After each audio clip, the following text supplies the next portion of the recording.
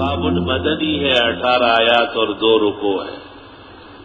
نزول میں 108 ہے اور ترتیب میں 64 ہے. یہ سورت 4 مضامین پر مشتمل ہے. اول، اللہ کی تسبیح، تقدیس، تحمید، تمجید ہے. دوسرے حصے میں انسانی بدعمالی پر تنبیہ ہے، اور تیسرے حصے میں انسانوں کو لائحہ عمل دیا گیا، اور آخری حصے میں دنیا کی چیزوں سے بے ثباتی. بیوی اور بچے، ان میں بھی بعض تمہارے دشمن ہیں. اے ہے مال اور اولاد میرا فتنہ ہے. سب سے پہلے اللہ کی تسبیح، تحمید، تقدیس، تمجید. اس کے بعد التنبیہ علی اعمال الانسان، پھر الترغیب الی البرنامج الصحیح، اور اخیر میں تزہید عن الدنیا ہے. دنیا کی نعمتیں 3 ہیں، بیوی ہے، بچے ہیں، مال ہے. ان تینوں کی زبردست مذمت فرمائیں. یہ بھی تمہیں کام نہیں دیں گے اگر اللہ تعالی تمہاری مدد نہ کرے. سورت کے 3 بڑے فائدے ہیں. جو شخص اس کو پڑھتا رہے گا فتنوں سے بچے گا. بڑی بڑی بیماریاں رک جاتی ہے اور لاعلاج مرض میں شفا نصیب ہو جاتا ہے. کہتے ہیں ظالم بادشاہ، ناکارہ بادشاہ، وہ نرم ہو جاتا ہے، مہربان ہو جاتا ہے.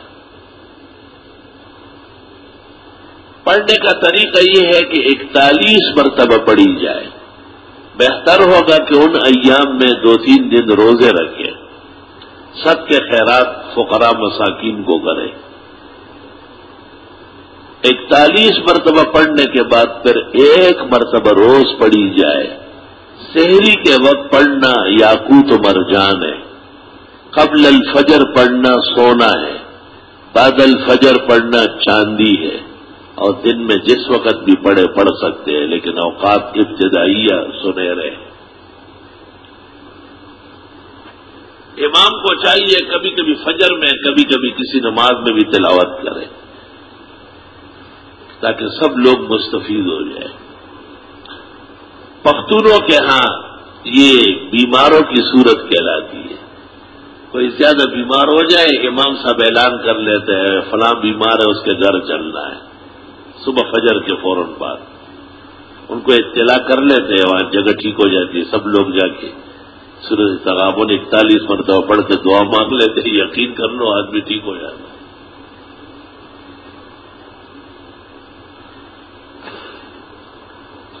جب سورۃ تغابن پڑھوائے تو پھر لوگ کا اکرام بھی سیکھے، بہترین ناشتہ کرائے، عمدہ دعوت کرائے. طلباء تو ان کی جیب میں 500-500 ہزار روپے ڈالے، صدقے خیرات کی نیت سے ڈالے.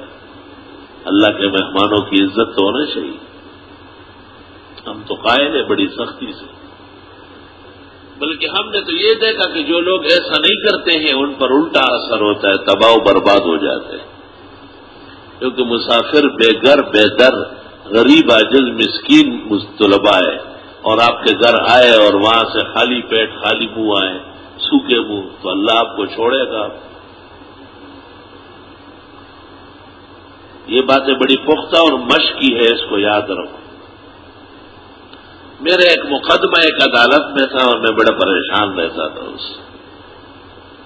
وہ جج مجھے دیکھتے ہی ہول فول بکتا تھا، ہر روز جب بھی پیش ہوتا تھا. ایک دفعہ مجھے خواب میں کسی نے کہا کہ آپ سورۃ تغابن پڑھ کے جائیں. میں نے رات کو 41 مرتبہ پڑھ کر سو گیا. سحری میں اٹھا 41 مرتبہ پھر پڑھی، سنتوں میں بھی پڑھی، اور فجر کی نماز کی پہلی رکعت میں پڑھی، دوسری میں سبح اسم ربک الاعلی پڑھی. عدالت جاتے جاتے پہنچتے پھر میں نے 41 ہم 12 پہ جوڑ کر، خدا کی قسم لا الہ الا اللہ محمد الرسول اللہ. جیسے میں پیش ہوا مجھے ایسا دیکھا کہ مولانا آج آپ کے حق میں فیصلہ ہے اور آپ سے 2 سال کی معافی مانگنی ہے. اور یہاں تک کہ فیصلہ لکھا، سب کچھ کیا ہو، مجھے کہا آپ کو میں اپنی گاڑی میں گلشن چھوڑ کے آتا ہوں، جج گیا۔ میں نے کہا یا اللہ، اس صورت میں آپ نے کیا کمالات رکھے اور ہم اس سے نادان اور بے خبر ہیں۔ دنیا اور دین کے ہر مشکل کے لیے آپ اس کو پڑھا کریں، پڑھتے پڑھتے آپ کا وظیفہ بن جائے گا، پھر اس کو آپ پڑھیں گے تو آسمان و زمین آپ کے کہنے سے ہلیں گے، حرکت کریں گے، یاد رکھنا، بھولنا نہیں۔ دادیم ترا از گنج مقصود نشانی، ماں ہم نہ رسیدیم تو شاید بے رسانی۔